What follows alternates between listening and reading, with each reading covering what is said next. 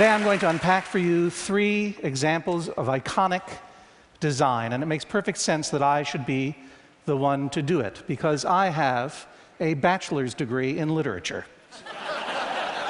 But I am also a famous minor television personality and an avid collector of Design Within Reach catalogs. So I pretty much know everything there is. Now, I'm sure you recognize this object. Many of you probably saw it as you were landing your private Zeppelins at Los Angeles International Airport over the past couple of days.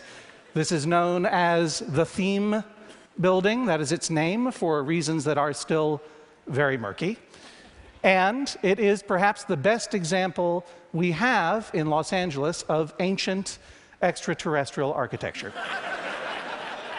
It was first excavated in 1961 as they were building LAX, although scientists believe that it dates back to the year 2000 before Common Era, when it was used as a busy trans-dimensional spaceport by the ancient astronauts who first colonized this planet and raised our species from savagery by giving us the gift of written language and technology and the gift of revolving restaurants. It is thought to have been a replacement for the older spaceport, located, of course, at Stonehenge, and considered to be quite an improvement due to the uncluttered design, the lack of druids hanging around all the time, and obviously the much better access to parking. When it was uncovered, it ushered in a new era of streamlined, archaically futuristic design called googie, which came to be synonymous with the jet age, a misnomer. After all, the ancient astronauts who used it did not travel by jet very often, preferring instead to travel by feathered serpent powered by crystal skulls.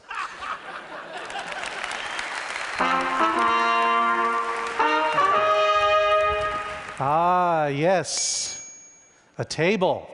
We use these every day, and on top of it, the juicy salif.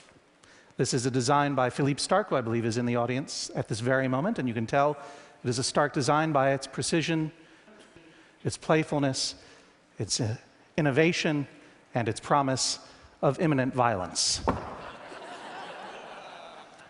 It is a design that challenges your intuition. It is not what you think it is when you first see it. It is not a fork designed to grab 3 hors d'oeuvres at a time, which would be useful out in the lobby, I would say. And despite its obvious influence by the ancient astronauts in its space aginess and tripodism, it is not something designed to attach to your brain and suck out your thoughts. It is, in fact, a citrus juicer, and when I say that, you never see it as anything else again.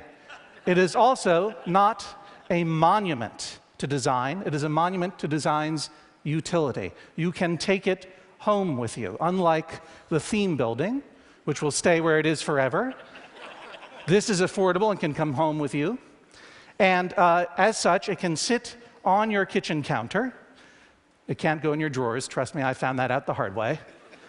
And make your kitchen counter into a monument to design. One other thing about it, if you do have one at home, let me tell you one of the features you may not know. When you fall asleep, it comes alive. And it walks around your house and goes through your mail and watches you as you sleep.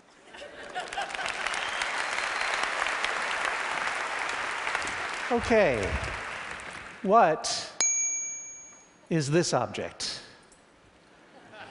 I have no idea. I don't know what that thing is. It looks terrible. Is it a little hot plate? I don't get it. Does anyone know, Chee? It's an iPhone. iPhone. Oh, yes, that's right. I remember those. I had my whole bathroom tiles redone with those back in the good old days. No, I have an iPhone. Of course I do. Here is my well-loved iPhone. I do so many things on this little device. I like to read books on it. More than that, I like to buy books on it that I never have to feel guilty about not reading because they go in here and I never look at them again, and it's perfect. I use it every day to measure the weight of an ox, for example. Every now and then I admit that I complete a phone call on it occasionally. And yet I forget about it all the time. This is design that once you saw it, you forgot about it. It is easy to forget the gasp inducement that occurred in 2007 when you first touched this thing, because it became so quickly pervasive and because of how instantly we adopted these gestures and made it an extension of our life. Unlike the theme building, this is not alien technology. Or I should say, what it did was it took technology, which, unlike people in this room, to many other people in the world, still feels very alien, and made it immediately and instantly feel familiar and intimate. And unlike the juicy salif, it does not threaten to attach itself to your brain.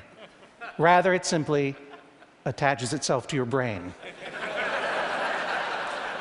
And you didn't even notice it happened.